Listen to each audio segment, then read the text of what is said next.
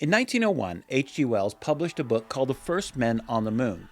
In it, he describes the adventures of two men who discover a way to make an anti-gravity film on a vessel that they use to propel themselves towards the moon. They find it a cold, dark, barren place until the sun starts to rise over the surface.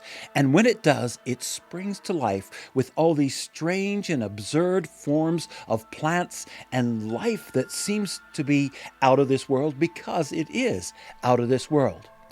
In the middle of their first day, they decide to go exploring. And as they go exploring, they discover that they are not alone on the moon.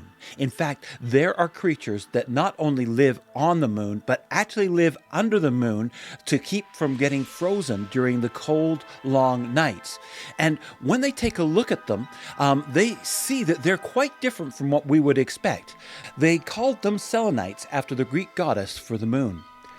And when you look at these creatures, they were thin and fragile. They're like communal insects that live under the ground, and they have different castes, different groups of people who have even different body shapes in response to the kind of work and the kind of role that they fulfill in the kind of group hive where they live. Each one has a special purpose. And in fact, there's not really an individual among them, but they function together. It's a world where everything is rigid, it's set in order, and every caste does what they're supposed to do.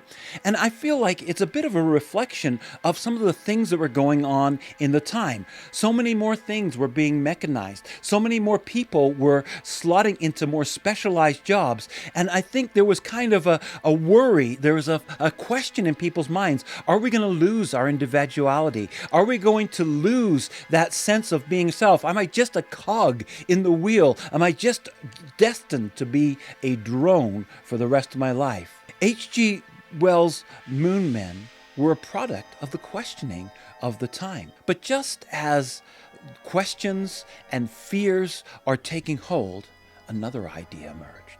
While H.G. Wells was imagining what was going on the moon, another man was looking at Mars. And Percival Lowell had some very interesting thoughts.